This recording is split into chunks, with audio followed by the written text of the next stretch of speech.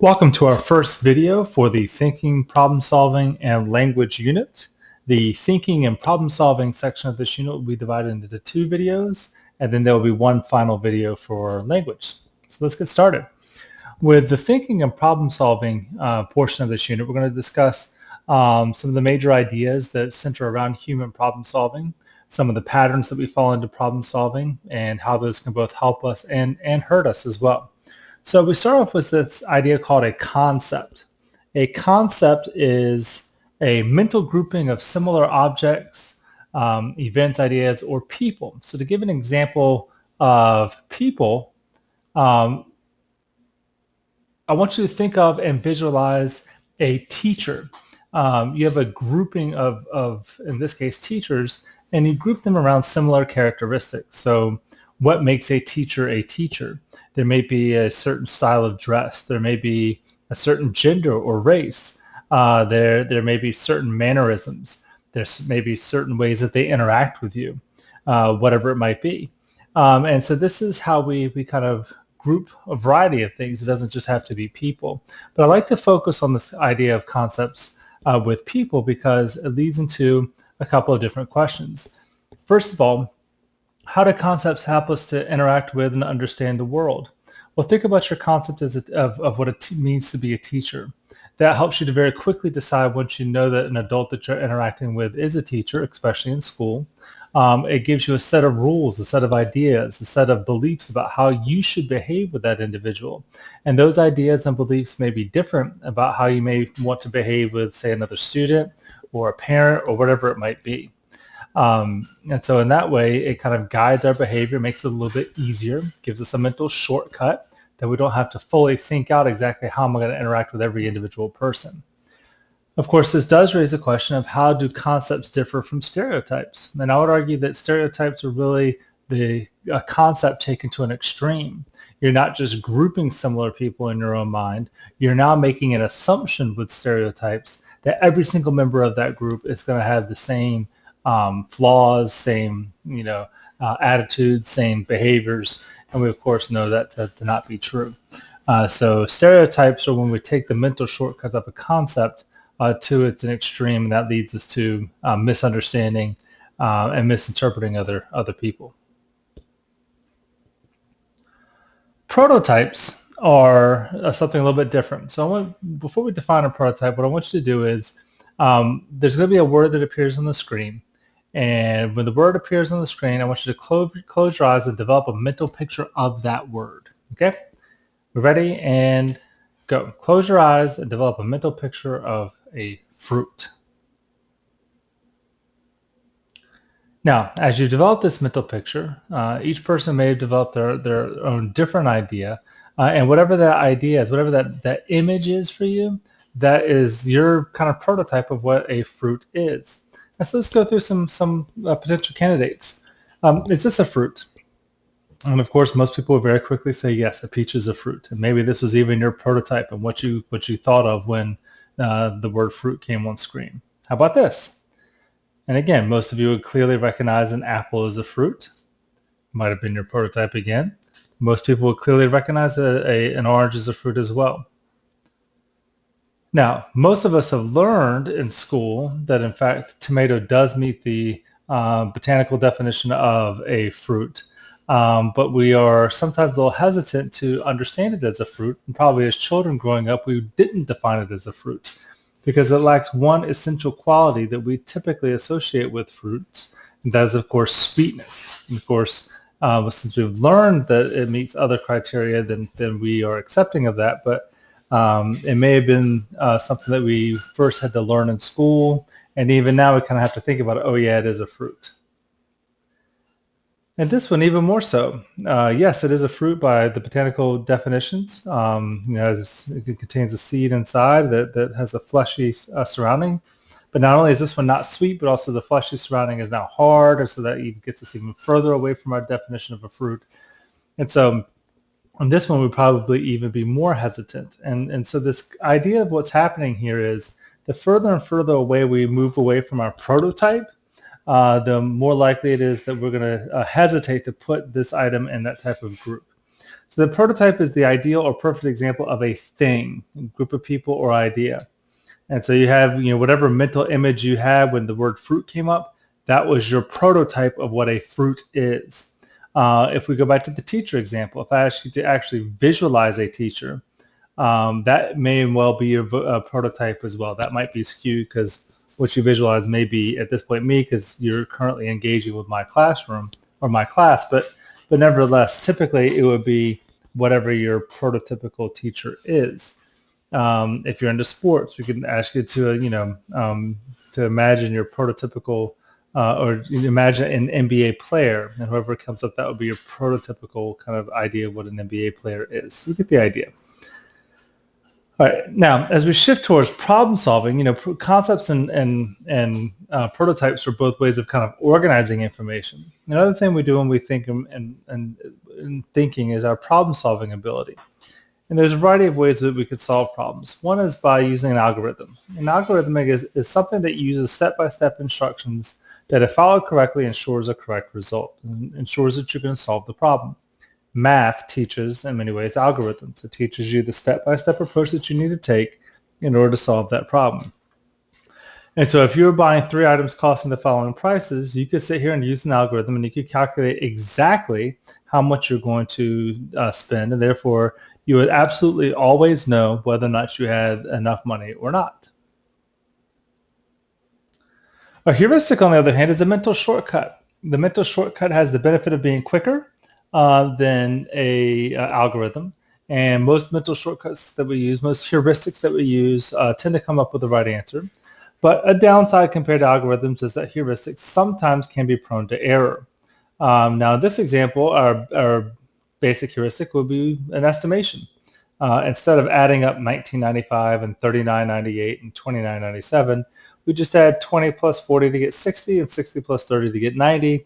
And now we have a general idea of how much money we need to have.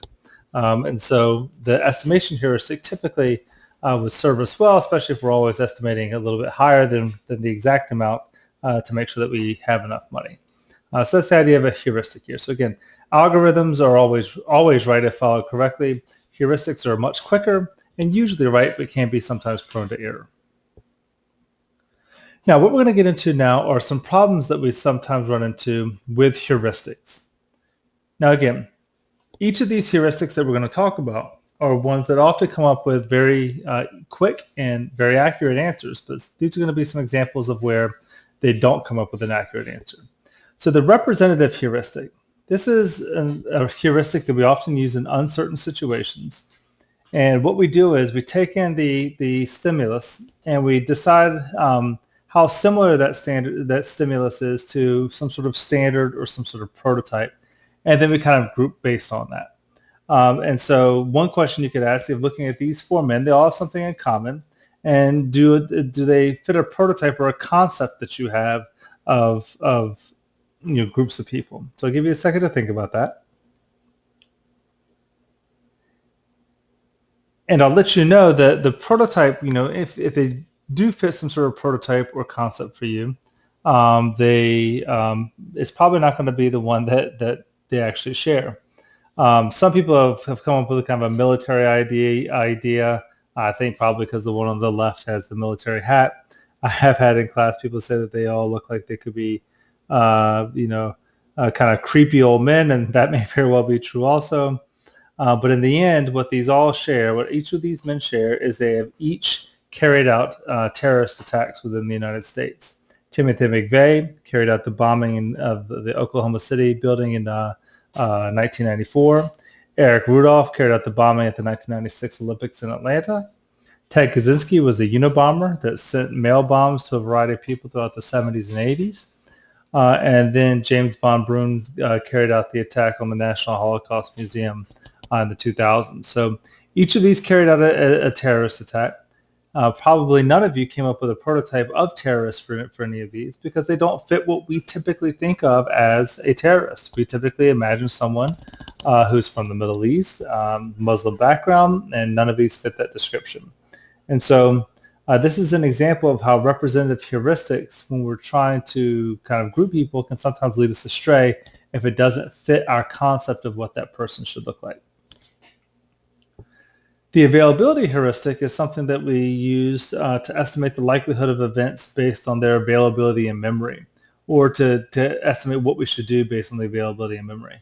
And so one of the things I like to compare in this case is the war on terror to the war on cancer. Obviously, both of these things are very important. Both of these concepts have, or both of, war on terror and terror and cancer have both cost thousands of lives for Americans. And so they're both important issues for our government to address. The war on terror started after the 9/11 attacks in 2001, but since 2000, just over 3,000 Americans have died in terrorist attacks. The overwhelming majority of those being in the 9/11 attacks, of course. Since the 9/11 attacks, we've spent $1 trillion, according to the Pentagon, on the war on terror. Other groups give higher estimates, but we can just stick with the $1 trillion estimate as the conservative estimate to go with. And so we have 3,000 Americans died and $1 trillion spent since then to try to squelch any future attacks that may happen within the United States. Cancer, on the other hand, in 2015 alone took 589,000 lives. And since 2001 to 2011, we've spent about $372 billion in cancer research. And so we have, roughly a third of the money, but far more lives being lost to cancer. And the question is why? Why is the government much more willing to spend money on the war on terror and to spend money than they are to spend money on the war on cancer? Now, I don't present this in any way to be dismissive of either problem. Clearly, both problems are of high magnitude of concern, and there could be a variety of reasons as to why we spend more money on one than the other. But one way to think about this is from the availability heuristic, and the concept basically goes like this: which one is easier for you to imagine in your mind what the threat looks like? And for most of us, it's much easier to imagine a terrorist attack. There's very clear images that we can get in our head of what a terrorist attack would look like and what the aftermath of that would be. Whereas cancer is a little bit more nebulous. We don't have a clear image of that. Maybe if we've had a family member affected, we think of that individual. But beyond that, it's very difficult for us to get a clear idea. And so one could argue, therefore, that the availability heuristic sets us up to be more willing to spend money on the war on terror because it seems like a more immediate threat, when in reality, for the vast majority of Americans, cancer is going to end up being a much more immediate threat during their lifetime. Okay, and of course, there could be other reasons for this as well. Maybe terrorism is something that is, money spent by the government could lead to, greater success more quickly or anything along those lines. But at least it is at least interesting to think about how the availability heuristic could play a role in determining how much money we spend on one versus the other.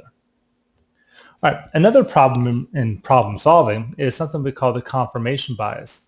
And that is, researchers have found that when we're making decisions, we often make a decision without a whole lot of research, and then we just simply search out information that would confirm our pre-existing belief and discount information that would go against our pre-existing belief. And so I have a picture of a cell phone up here to give an example. The way most people would end up buying a phone is they see a phone that their friend or family member has, and they think, wow, that's a really cool phone. I want that. And then they go out and say, you know what, I'm going to do the research to make sure that's really the phone I want.